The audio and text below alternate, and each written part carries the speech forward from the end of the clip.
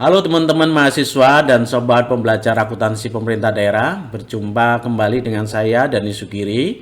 Pada kesempatan kali ini kita akan belajar mengenai akuntansi SKPD atau Satuan Kerja Perangkat Daerah, khususnya untuk jurnal standar. Pembelajaran kita pada kesempatan ini akan dimulai dengan kaidah penjurnalan, kemudian dilanjutkan dengan jurnal standar anggaran, jurnal standar pendapatan, jurnal standar belanja, standar beban, jurnal standar koreksi baik untuk pendapatan atau belanja atau beban apabila terdapat kesalahan. Kita mulai dengan kaidah penjurnalan. Untuk kaidah penjurnalan, saya yakin teman-teman sudah memahaminya karena ini pernah kita pelajari ketika kita membahas mengenai sistem akuntansi pemerintah daerah. Sebagaimana kita ketahui bahwa Pemda itu memiliki dua sistem akuntansi yang berjalan secara paralel. Yang pertama adalah sistem akuntansi keuangan atau SAK, yaitu sistem akuntansi yang melakukan pencatatan dengan basis akrual. Di sana digunakan untuk melakukan pencatatan pendapatan LO, beban, aset, kewajiban, dan ekuitas. Di dalam SAK kita akan mengenal dua akun resiprokal, yaitu RK PPKD kalau kita membicarakan sistem akuntansi pada SKPD, dan akun resiprokal RK SKPD kalau kita membicarakan sistem akuntansi pada PPKD. Sistem akuntansi berikutnya adalah sistem akuntansi pelaksanaan anggaran atau SAPA.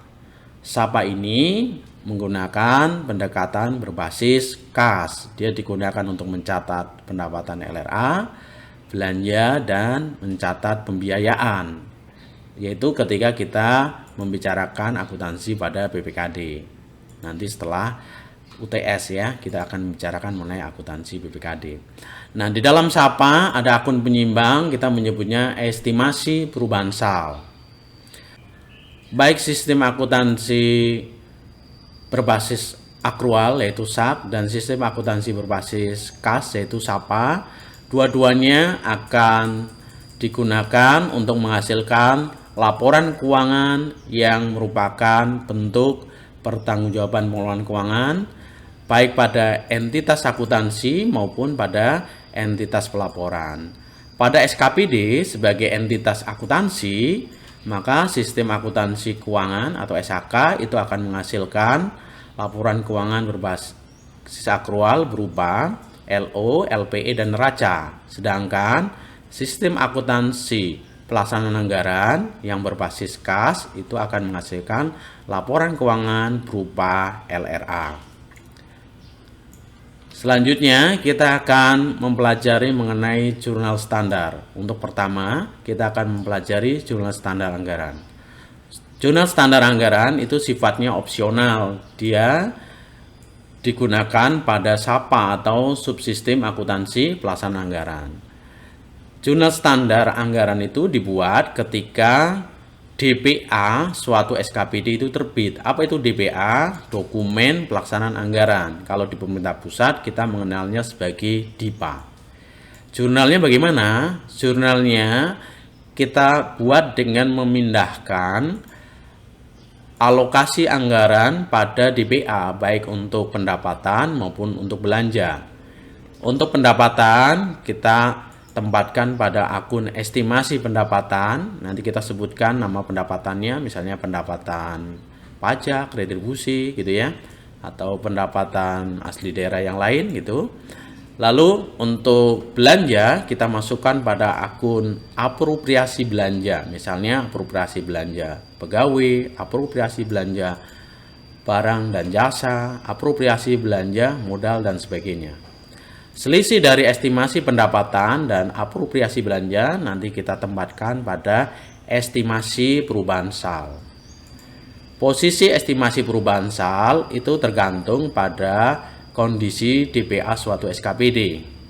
Jika akun estimasi perubahan sal dicatat di sisi debit, itu artinya DPA SKPD dalam posisi defisit atau total anggaran pendapatannya lebih kecil dari total jumlah anggaran belanja. Sedangkan jika estimasi perubahan sal itu berada pada posisi kredit, itu artinya SKPD itu memiliki DPA yang surplus, dalam arti jumlah anggaran pendapatan lebih besar dari total belanja yang berada pada SKPD tersebut. Nah, selanjutnya kita akan melihat perbedaan konten anggaran SKPD dengan PPKD. Anggaran SKPD yang dapat kita lihat pada DPA suatu SKPD dapat berisi pendapatan yang dikelola oleh SKPD, misalnya PAD tertentu gitu ya, yang menjadi otoritas dia.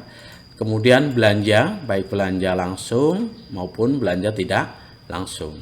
Belanja tidak langsung berupa belanja pegawai, sedangkan belanja langsung bisa berupa belanja pegawai, belanja barang dan jasa, dan belanja modal. Belanja langsung ini adalah belanja yang berkorelasi atau terkait dengan pembiayaan program kegiatan yang ditangani oleh SKPD tersebut dalam rangka pencapaian tujuan pembangunan. Jadi biasanya ditandai dengan output kinerja pada SKPD tersebut. Lalu anggaran PPKD nanti berisi pendapatan dan belanja serta pos pembiayaan yang dia memang secara spesifik dikelola oleh PPKD. Dalam arti tidak ada SKPD yang mengelola anggaran tersebut. Misalnya untuk pendapatan kita akan mengenal PAD, misalnya bagian laba dari BUMD yang dia diterima langsung oleh PPKD. Kemudian pendapatan dari transfer pemerintah pusat atau pemerintah daerah di atasnya dalam bentuk dana perimbangan, ada DAU, DAK, dan sebagainya.